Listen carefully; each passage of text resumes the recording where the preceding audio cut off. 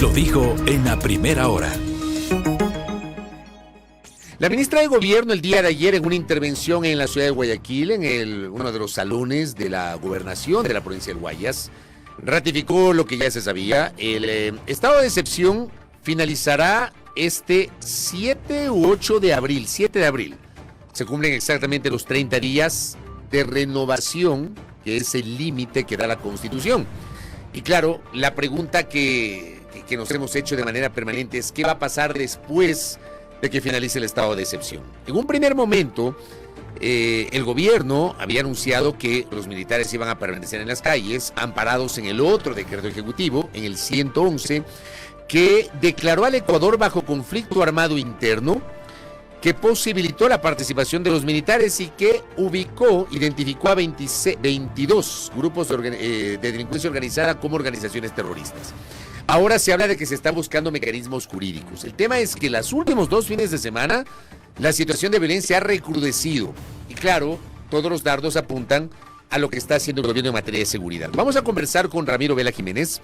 Él es asambleísta por Tungurahua, representa a la bancada de gobierno, a la bancada de ADN en la Asamblea Nacional. Ramiro, bienvenido, buenos días. Muchísimas gracias, Fabricio, a los ciudadanos, un gusto saludarles. Y bueno, lamentando la última escalada de violencia, pero es parte de, no se van a quedar quietos los delincuentes cuando estás haciendo el control y cuando estás generando ciertas acciones para tratar de recuperar el país, porque yo creo que para nadie es oculto que el país estaba entregado a los delincuentes. Ahora, hay unas declaraciones que han sido muy mal vistas, declaraciones de la ministra Palencia, cuando la semana anterior reaparece luego de varias semanas en Teleamazonas y ante la pregunta de mi colega Liz Valareso, ella dice que no se puede hablar de fracaso de las acciones de seguridad por un fin de semana violento. El tema es que tenemos otro fin de semana violento a semana seguida, viernes, sábado y domingo de mucha violencia.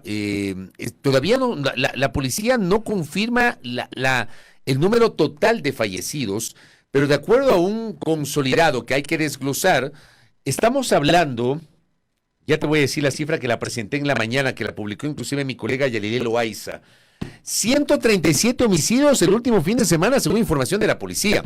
Entonces el cuestionamiento es, no se puede tratar de matizar o de minimizar lo que está pasando, porque la crisis de seguridad sigue, Ramiro. Claro que sigue, y razón por la cual va a haber una consulta popular, y razón por la cual fue necesario generar acciones como el incremento del IVA, para fortalecer el tema de la seguridad.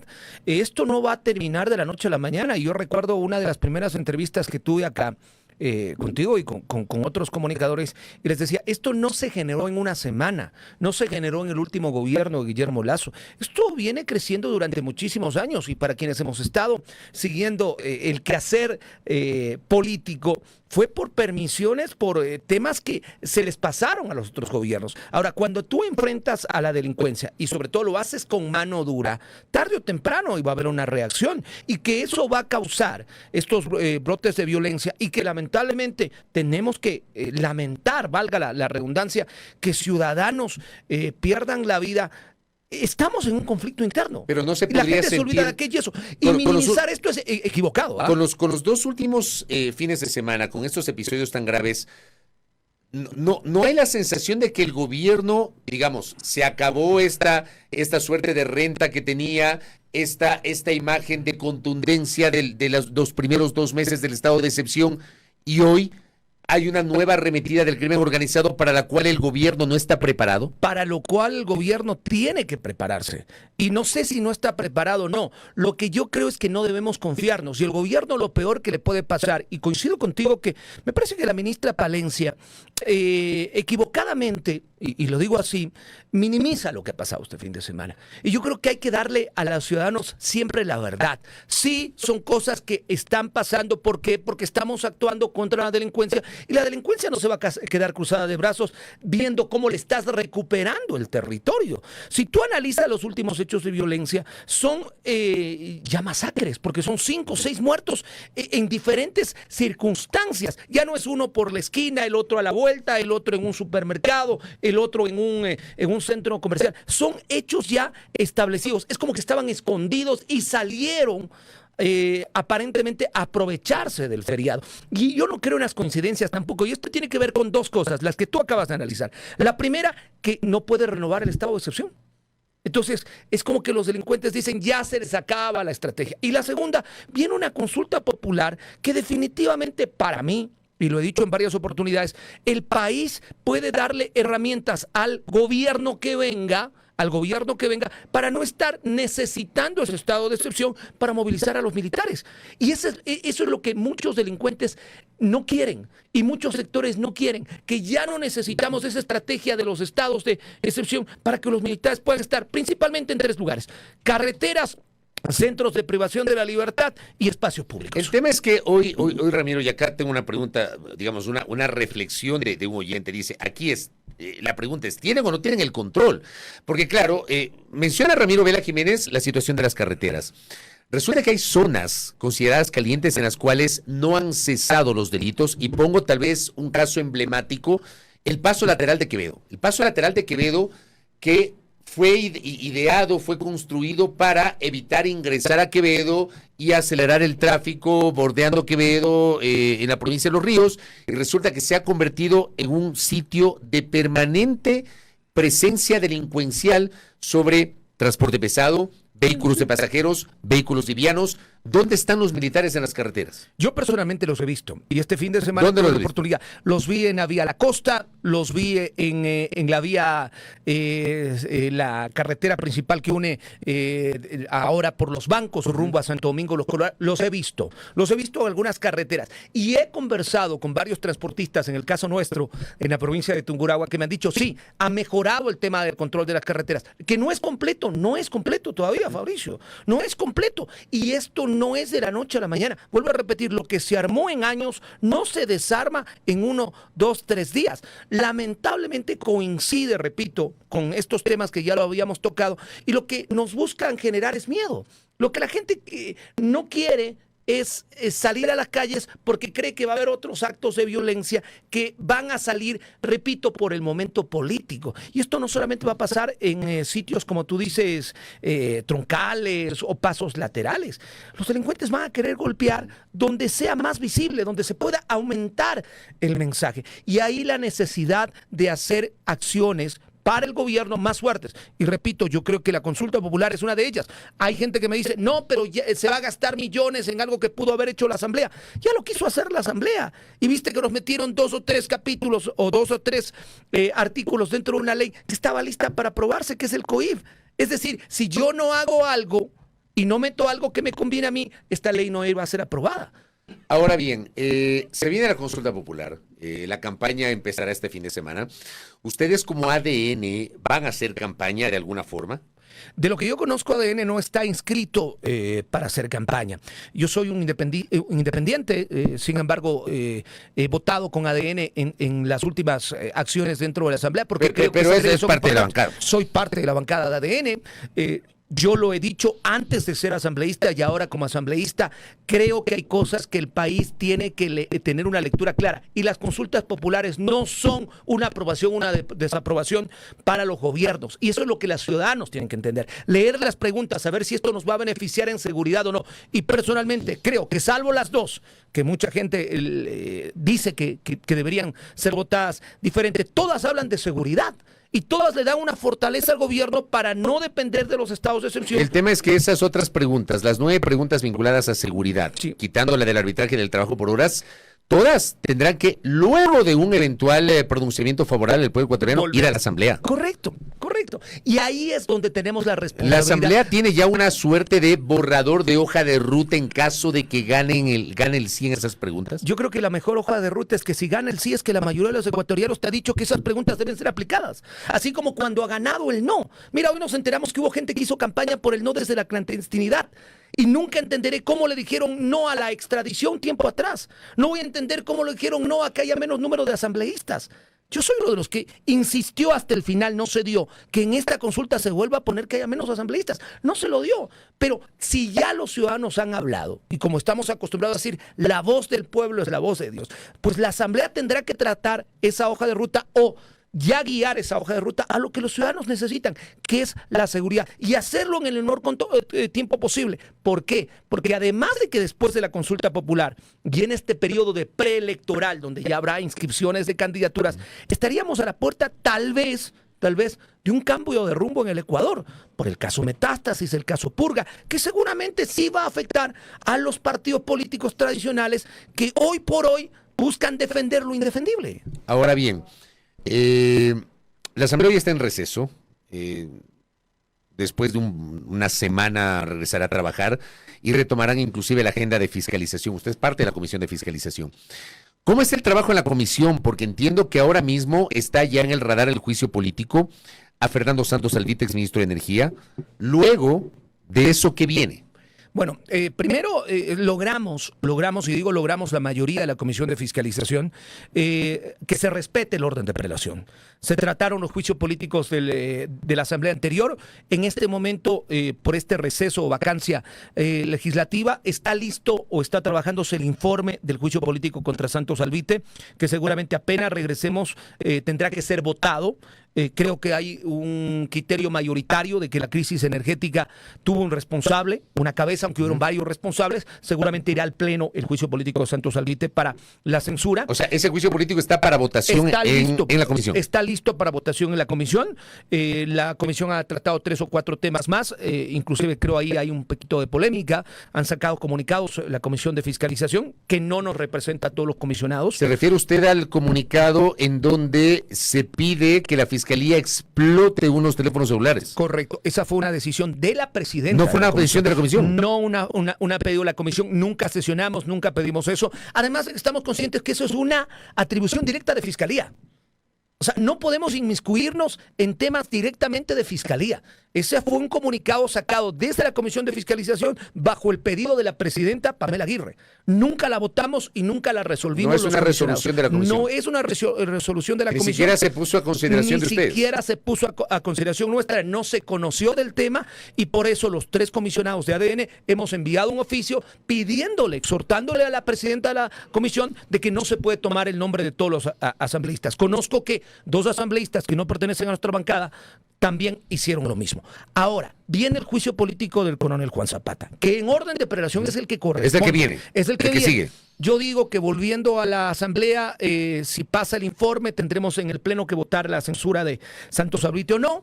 Después de esto tendremos ya que calificar el juicio político del exministro de Seguridad, del Interior, Juan Zapata, y luego de aquello, en orden de prelación, está el juicio político de la fiscal, que creo yo, eso va a explotar, ojalá que no sea así, en discusiones y en ciertos temas que la Asamblea podría ser complicados. Estaríamos más o menos hablando de que, de acuerdo a los plazos y al procedimiento parlamentario, en 1 mes y medio, calculo yo, ustedes regresan del receso, la próxima semana tendrá que votar el juicio político a Santos Albite, luego comenzar el procedimiento de Juan Zapata, que dura más o menos 1 mes, mes y medio, hasta que llegue al pleno. Si finalmente llega al pleno y hay, digamos, el desarrollo del juicio político, y ahí comenzaría en 1 mes y medio. Estamos hablando de mediados de mayo, finales de mayo. Finales de mayo. Yo creo que para finales de mayo nos tocaría tratar el juicio político de la fiscal, ratificando aquello. Este es un pedido de Revolución Ciudadana para pedir un juicio político. Ustedes lo saben, es necesario 30 votos. Ellos lo tienen, lo han pedido en orden de prelación. Le correspondería para esa época el juicio político. Pero en el caso, por ejemplo, de la fiscal, porque hay algunos sectores, en algún momento el expresidente Lucio Gutiérrez hizo un anuncio público que no lo tradujo en un pedido formal a la Asamblea, porque creo que jurídicamente era inviable, pero algunos sectores decían que la Asamblea no tiene que dar paso al juicio político. O sea, el trámite en la Comisión de Fiscalización es inevitable. Yo lo escuché y en algún momento que estuve dentro de la Asamblea conversé con el expresidente Lucio Gutiérrez, le decía, o sea, no puedes proponer o no se puede poner algo que vaya contra la norma. Primero está calificado ya por el CAL. Es decir, ya es un juicio político que está en orden de prelación, está a la cola, en pocas palabras, para ser tratado dentro de la Comisión de Fiscalización. No se puede evitar aquello. O sea, no hay nada que hacer. Lo que puede pasar es que dentro de la Comisión de Fiscalización, porque lo que se hace es un proceso de debido, valga la redundancia, el debido proceso y de sustanciación, pruebas de cargo, de descargo, la participación del interpelante, la participación del interpelado, en este caso la interpelada, y la comisión al final tiene que votar por un informe. Y ese informe puede tener dos resultados. Uno, archivar ese juicio político para que no pase al pleno, o dos, que ese juicio político tenga votos a favor y se pase al pleno. Es decir, que hayan suficientes pruebas como para que el pleno, que son los 137 asambleístas, decidan si hay censura o no. Pero en cualquiera de los dos escenarios, inclusive yo le añado un tercero. Si es que en la comisión no hay votos ni para uno ni para otro, la presidenta tendrá que presentar un informe de posiciones con las posturas de los 9 legisladores, pero siempre el pleno tendrá que tomar una decisión. Siempre tendrá que tomar una decisión. Al final el pleno podría llamar a juicio político o podría no llamar a juicio político. Correcto. ¿Ahí qué podría pasar en el pleno, Ramiro? Porque está claro que sí o sí el pleno en algún momento va a tener que tomar una decisión. Si la llama o no juicio político, más allá de la sustanciación, que es inevitable en la Comisión de Fiscalización. Bajo la recomendación, por supuesto, del informe de fiscalización. Hay que recordar que la Comisión de Fiscalización no hace informes de minoría, a diferencia de las otras comisiones. Claro, pero además el informe de fiscalización, igual que los otros informes, no es vinculante. Es la palabra, no es vinculante. No es obligatorio. Entonces, el pleno podría insistir o podría ponerse una moción sobre el tema y ahí lo que se necesita para censurar y destituir, porque es una funcionaria actualmente con el cargo en funciones, es de 70 votos. Entonces, no sé si haya esos 70 votos dentro del Pleno. He escuchado varios pronunciamientos de algunos líderes de partidos políticos. Pero ustedes, por ejemplo, ustedes como ADN, ustedes van a mantener o ratificar la postura de no dar paso a la censura y destitución de la fiscal. Hay procesos en este momento que se actúan en fiscalía que son de vital importancia para el país, donde se ha destapado casos de corrupción terribles. No puedes cortar eso. ¿Ustedes no creen que hay mérito para llevar a la destitución a la fiscal? No consideramos que hay méritos en este momento para hacerlo. Y más aún cuando, repito, el país por fin está con unos baños de verdad sobre temas que eran secreto a voces, el manejo de la justicia, no solamente en el Guayas, sino en el Ecuador. Y el presidente lo ha dicho, respaldo total a las investigaciones de fiscalía. Y lo hemos dicho dentro de la bancada, como lo han dicho otras bancadas. Eso tendrá que traducirse en lo que pase en ese posible juicio político. Regreso al tema de seguridad. Tengo dos mensajes que recibo de la audiencia en esta conversación con el asambleísta Ramiro Vela Jiménez. Acá Dorita Naranjo me dice, pregúntale por favor al asambleísta dónde vio a los militares, porque yo estuve en las carreteras de Pichincha, Manaví, Santo Domingo, siendo a la playa Dorita, creo. Incluso por el estado de las vías tomamos atajos y no vi policías, militares ni agentes de tránsito. Estuve recorriendo del 27 de marzo hasta el 1 de abril. Por acá el doctor Mendoza también me dice, la verdad, no veo militares. En Quito vi en 3 lugares que son los más visibles, la Carolina, más como una suerte de estrategia visual, dice, en el mercado de Santa Clara y en el parque de Cumbayá. De allí, naranjas, dice el oyente. Hay en estos comentarios hay una postura crítica sobre lo que dice nuestro entrevistado. Sí. Nuestro entrevistado dice que sí los vio, pero acá los oyentes dicen no los vimos. Es que cada uno tiene una visión particular, pero en mi caso yo los vi.